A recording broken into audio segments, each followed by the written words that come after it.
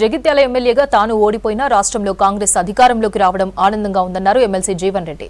జగిత్యాల జిల్లా ధరూర్ గ్రామానికి చెందిన యువకులు జీవన్ రెడ్డి సమక్షంలో కాంగ్రెస్ లో జాయిన్ అయ్యారు.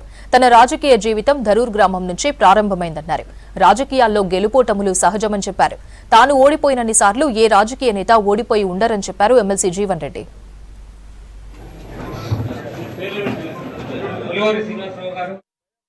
ఎన్నికల ఫలితాలు వస్తే పోతే ఆశించిన ఫలితాలను పొందలేదు. నేను ఎన్నికల్లో ఏదైతుందో అంటే నా అన్నిసార్లు ఎవరు గెలవలేదు, నా అన్నిసార్లు ఎవరు ఓడిపోలేదు.